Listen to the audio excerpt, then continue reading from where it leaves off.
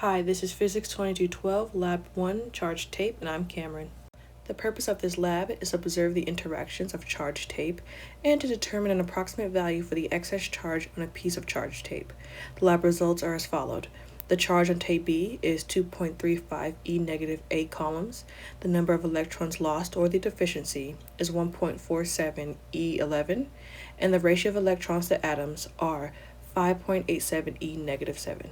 There are two models for this lab, an experimental model that is used to observe the interaction of two charged pieces of tape, and a code model to visualize relevant forces and approximate some desired calculations.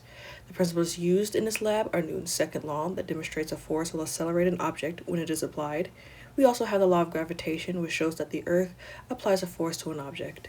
The main principle used is Coulomb's law, which demonstrates that there exists a force between two charged particles or objects. Here are some initial conditions. In the system is tape B, and in the surroundings is tape A and the Earth.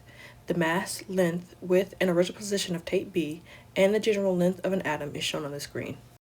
Let's begin with the experiment model. In the experiment, we were instructed to charge a piece of tape by pulling it off another, then placing it on two objects to hold it up and bring another charged tape nearby.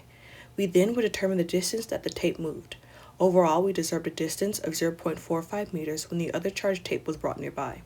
The diagram shows the forces acting on tape B as if it was a point charge, where the electric force and gravity are acting in equal magnitudes in opposite directions. Some further observations were made. One, that the charged piece of tape repelled another piece of tape, and that it was attracted to neutral objects. Here are some computations that were made using the initial values and the new distance d. I'll only go through a few important ones. The gravitational force came out to be negative 2.45 E, negative 3 newtons, and the electric force is equal in magnitude and opposite in direction, so it is equivalent to 2.45 E, negative 3 newtons.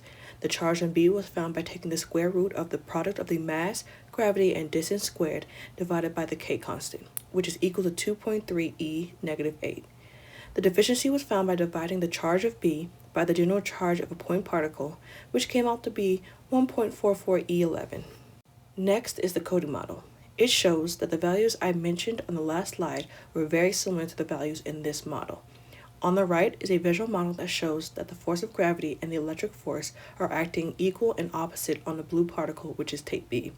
And to the left, we can see a statement that shows that their magnitudes are equal, which confirms the statement I made before.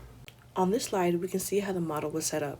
The constants and initial variables on previous slides were included, as well as the equations used to find the loss of electrons, charge on B, forces, and other important computations. On the right shows the code that creates the free body diagram of the particles and the forces.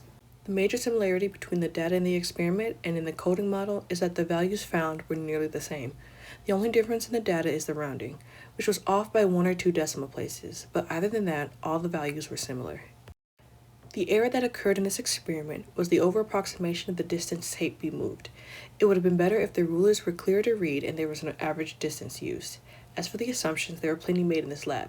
Most importantly was that the charge on A is the same as the charge on B, and that we treated the tapes as if they were point charges. We also assumed that the U-tape had the same amount of equally distributed charge across its length. For the what-if statement, I concluded that if the protons were negative and the electrons were positive, nothing would change. The tapes would still repel each other because they would still have the same charge. That goes for all of the charges within the system as well. As such, the observations made would not change at all. For the why, I conclude that it is important for the charged tapes to be handled as little as possible because of charge transfer. When hands or other objects make contact with the charged object, some of that charge transfers over. The charged object then loses some of its charge and can become less responsive to stimuli.